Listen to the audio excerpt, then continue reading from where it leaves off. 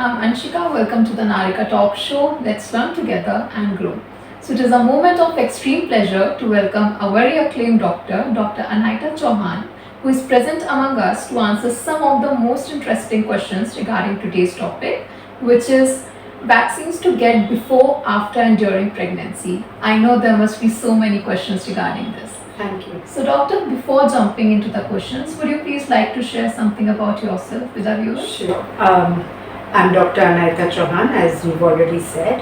I'm a practicing gynecologist since more than 30 years, and I'm very, very passionate about vaccination in pregnancy, vaccination before pregnancy, and also about contraception and many other interesting aspects of OBGYN. I'm also currently the Vice President of the Mumbai Obstetrics and Gynec Society, and next year I will take over as the President. That's great. Alright doctor, thank you. So doctor, what was that moment in your life when you decided you wanted to become a doctor? I guess it was a moment when I thought that I could do well as a doctor. At the same time, there was really nothing else that piqued my interest. I won't say a doctor as much as OBGYN. I was really clear on that. So I was very, very clear I wanted to do OBGYN, and it's just, even after 30 years, every day is new. Alright, thank you so much doctor. Now doctor, coming into the question, so my very first question to you is, what is a vaccination? So, as you know, vaccines have become popular, and rightly so, because there are many vaccine preventable diseases which have made vaccines important to us. In fact, if you know that vaccines are one of two interventions along with safe drinking water which have really changed the way we can manage public health. So any vaccine would be one which would fight the immunity, build up the immunity and prevent diseases. So by using vaccine preventable diseases to fight, the vaccines are used to fight these diseases. And it's also been found that there are many diseases which may occur in women at the adolescent age group or even during pregnancy, which may affect her or her child. And that's how the diseases are fought with the vaccines. Alright doctor, moving into our next question. So doctor, why is it recommended to receive the vaccine?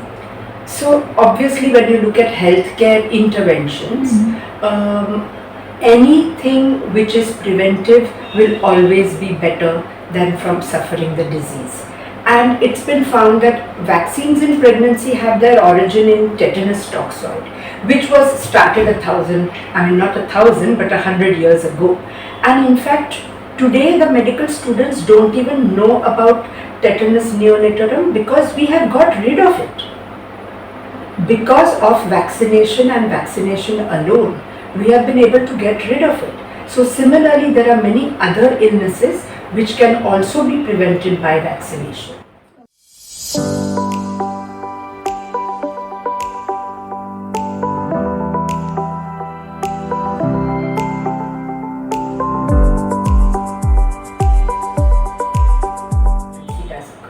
Okay, alright doctor.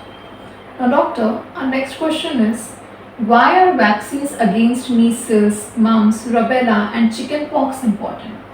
So basically, that's to do with the sequelae that can occur if patients become pregnant and then get the disease.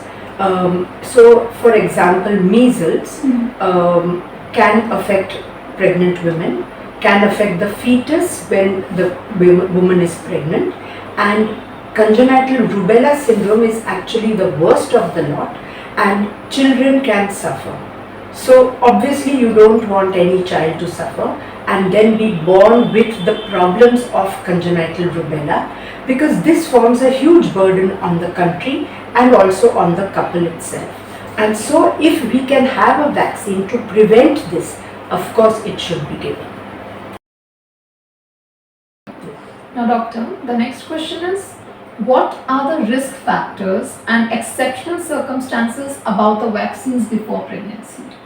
So I don't think there are any exceptional circumstances, I would be very, very happy if a patient came to me either before she got married or when she immediately got married and was considering planning a pregnancy. Because this is the time that I would like to inculcate this vaccinations in her. If she is able to receive the vaccines before pregnancy, then I'm really happy. On the other hand, if she comes already pregnant, then obviously I can't give her rubella vaccine, I can't give her the MMR, I can't give her HPV vaccines, and then these would be deferred till the pregnancy is over. Right, absolutely. I hope that, 10 years from now, we don't have to have this conversation, because I hope that adolescents by that time will already have received many vaccines which are, according to me, essential for them to receive. Now, doctor, moving into our next question. So, doctor, what are basically the risk factors and exceptional circumstances about the vaccines before pregnancy? So, I would say there are no risk factors to taking vaccines before pregnancy, and there are no exceptional circumstances. These are vaccines which need to be recommended, and they should ideally be given before pregnancy, and they are MMR vaccine as well as the HPV vaccine. Both vaccines have different roles to play and both are essential.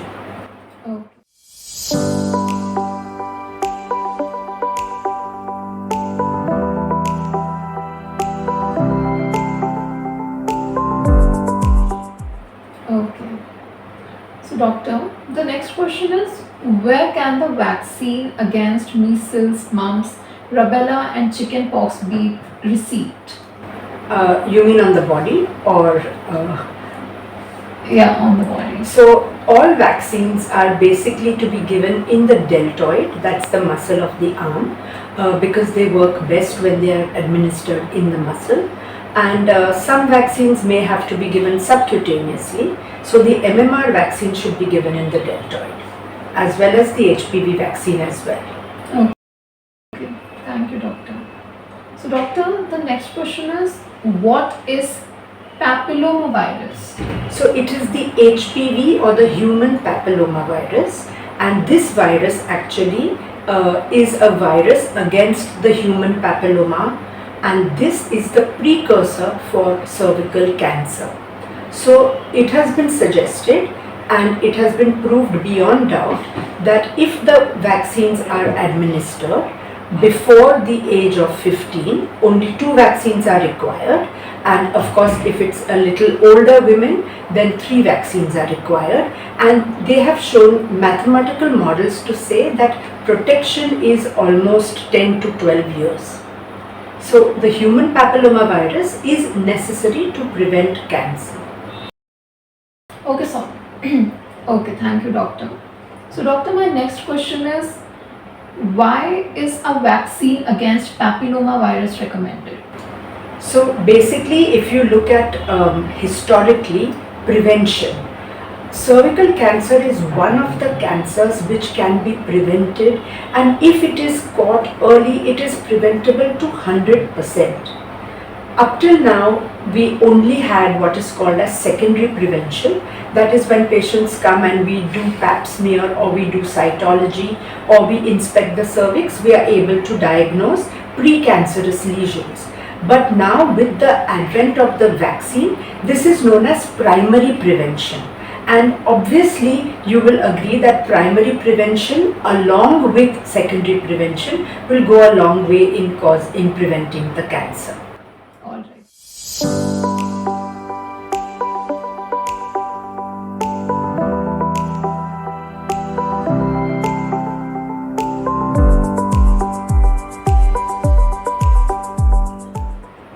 Okay, all right, doctor. Now, doctor, the next question is, which vaccine can a woman have during pregnancy? So I won't say which one can she have, but which one should she have. And here again, historically women only knew that tika lagana chahiye, and they always thought that the tika was against tetanus toxoid. But since 2018, even the government has said that they are going to phase out the tetanus toxoid and introduce tetanus with diphtheria. So that's definitely the vaccine they should take. Along with that, they should take a Tdap vaccine, that is tetanus, diphtheria and acellular pertussis, and then of course the influenza vaccine. So these two vaccines, according to me, the Tdap as well as the influenza, are extremely important to take during each pregnancy. Okay, thank you, doctor. So, doctor, what is this influenza? So influenza, as you know, is a viral disease, and it is a very fulminant viral disease. Now when I say, oh, I have flu, I don't mean that I have influenza. But if patients have influenza, especially in the second and the third trimester of pregnancy, it can affect them as well as their unborn children, and it can in fact be even so lethal as to cause ICU admissions, pneumonia, death, etc., as well as fetal demise. So to prevent influenza, the vaccine is a boon, and it should be given every time there is a pregnant woman. In fact, WHO has said that there are 5 high-risk women or 5 high-risk persons, and women, including pregnant women, form a very important part of this. So healthcare workers and others also, but definitely pregnant women as well. Alright, doctor, thank you. So, doctor, my next question is, where can the influenza vaccine be received? So again, either in the public setup or the private setup, doctors themselves should be aware and should recommend the vaccine. And it has been found, especially in the US, where studies have been conducted, that if a doctor recommends the vaccine, the patient is 5 to 6 times more likely to take the vaccine. So every doctor should be recommending influenza vaccine in the second trimester or the third trimester. And a word of caution that in pandemic situations or epidemic situations, the vaccine can even be given in the first trimester. Now it's time for a short break. We will meet you in the next few moments.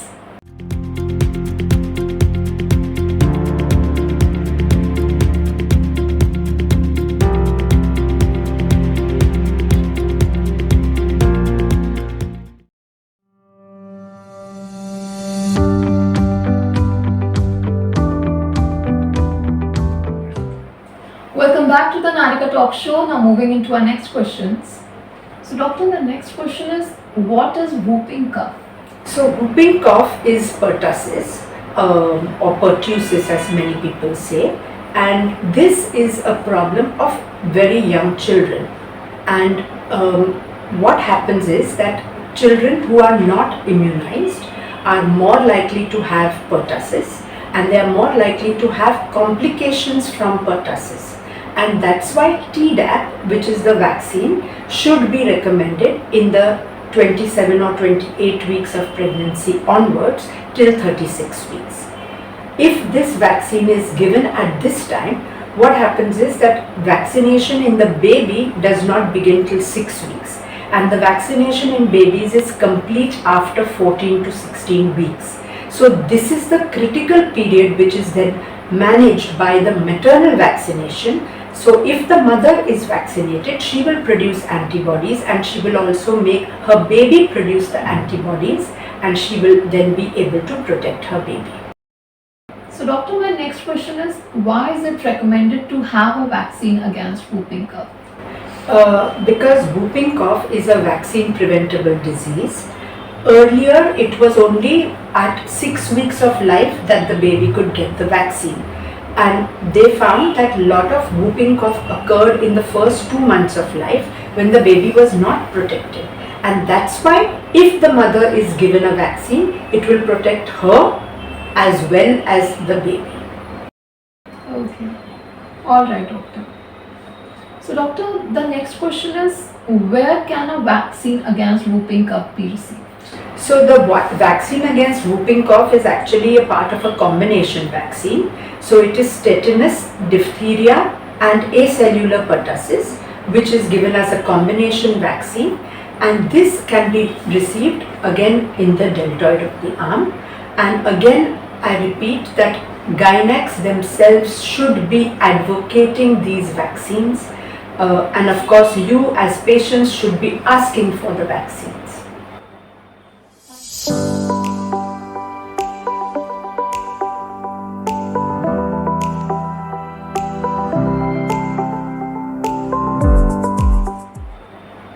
Thank you, doctor. Now, doctor, moving into the next question.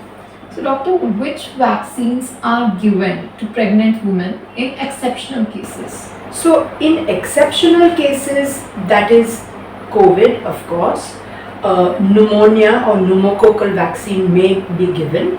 Hepatitis A and B, though earlier were not recommended in pregnancy, are recommended in certain exceptional situations.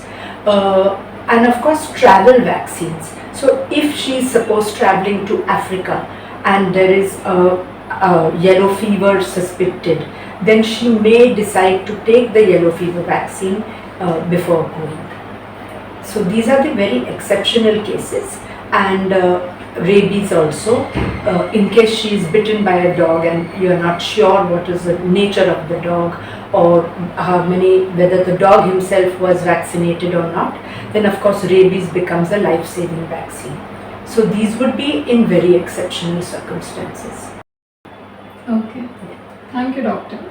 Now, doctor, moving into the next question. What about vaccines after birth or if a woman is breastfeeding? Yeah, so that's a very, very important part because we have found that sometimes women miss out on vaccines during pregnancy. So even if I wanted to give her tetanus or Tdap or influenza during pregnancy, and for some reason either she's had a preterm birth or she's missed out on that vaccine, then I can give it immediately after delivery as well. I can also give MMR after delivery, I can also give varicella after delivery, and I can also give HPV after delivery. So I should maximize my efforts and vaccinate the woman while she's still in the hospital before she goes home. Now, doctor, moving into the next question. So my next question from you is, are vaccines safe during breastfeeding?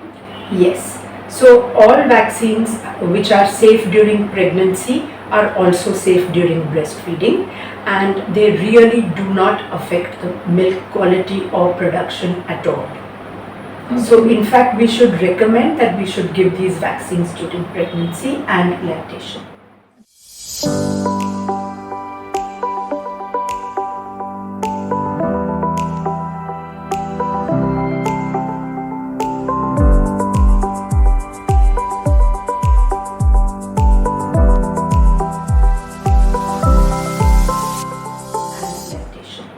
Right, true.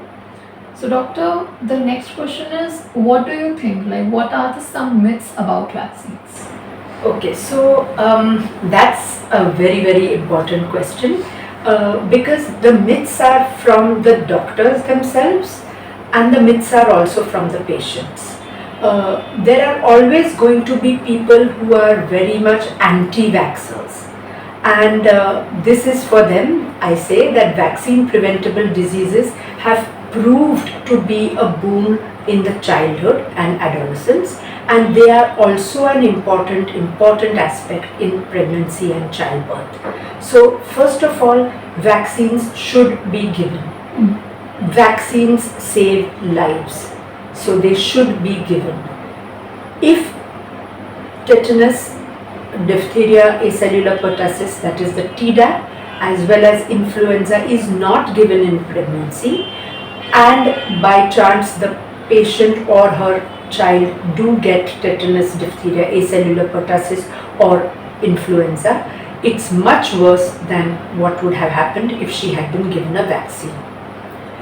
The second point is that you can't decide that I'll give only one vaccine and not the other. So your focus for vaccination should be for all possible vaccines which may have benefit. So you should be vaccinating for all the vaccines. The third is, of course, that there are many myths regarding first trimester vaccination, where most people are worried that you don't want to involve or include any vaccine which may cause a problem. And yes, so you can avoid the vaccines in the first trimester, and as soon as the second trimester begins, you can give the vaccines. The next myth that occurs is that vaccines themselves will cause the disease. And again, that is not true at all. And in fact, the mild form of the disease may be prevalent if the vaccination has been given. But if the vaccination has not been given, the baby and the mother can have fatal consequences. Okay. Thank you, doctor. So, doctor, my next question from you is, what vaccinations are recommended after pregnancy? So it's like this: whatever could be given in pregnancy, that's Tdap and influenza, should be given. In case she is missed out on any vaccine during the pregnancy or preconceptionally, then after delivery she can receive each and every vaccine. That means HPV, MMR, varicella, Tdap, influenza, the sky's the limit. Right. Okay, doctor. So, doctor, the next question is, what are the risk factors and exceptional circumstances about the vaccines after pregnancy? So again, this is an area which we are trying to inculcate. So we want patients to be vaccinated in pregnancy. In case they miss out on this, then the post-pregnancy becomes an equally important area where she can receive vaccines. Another important point is that vaccines can be co-administered. That means patient can simultaneously receive 2 vaccines at 2 different sites at the same time. And this again is an important point, because then you can minimize her contact in the hospital, or you can minimize her contact when she comes to the clinic and give her 2 vaccines instead of 1.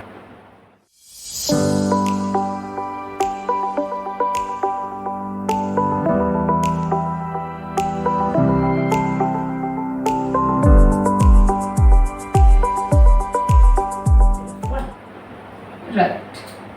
Okay, doctor. Thank you. So, doctor, the next question is, do vaccinations cause autism spectrum disorder? Definitely not. Vaccines may sometimes cause allergy, like egg allergies, if patients have had those allergies, and you need to just then give the vaccine in a center which has got resuscitation facilities, etc. But I would say that all these things are really myths, that they do cause autism, etc. They are myths. Right. Okay, doctor. Thank you. So, moving into our next question is, what if a woman is allergic to a vaccine? So in case the woman already has a very strong history that she is allergic to vaccines, most of the vaccines which are used in pregnancy are not the egg forming vaccines. But in case she does have an allergy, then it is better to administer the vaccine in a center where I have my resuscitation along with me. So if I have resuscitation facilities, I can still give her a vaccine. True. Okay. So, doctor, the last question we moved in. So, where can the vaccine be received? All vaccines can be given at public health facilities. They can be given in the private setup. They basically should be encouraged to be given in clinics and private setups, keeping in mind the cold chain. So the cold chain of the vaccine is very important, otherwise your vaccine is going to be useless if it is not maintained or stored correctly. But anywhere and everywhere the vaccine should be recommended.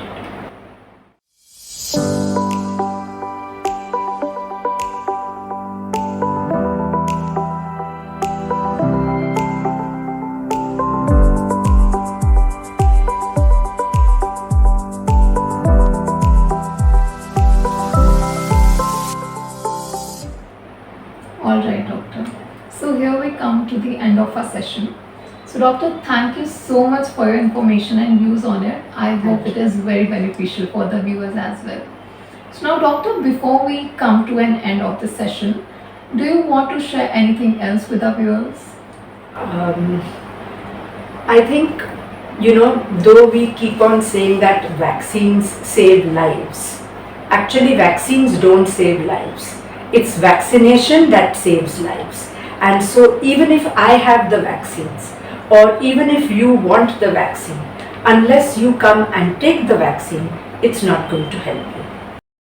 So, thank you so much, doctor. That was a great response, and we are so glad to have you on our Narikaa Talk show. So, until then, we will meet you on our next session with yet another exciting topic. Until then, to all our lovely viewers, stay safe, stay healthy, and stay happy.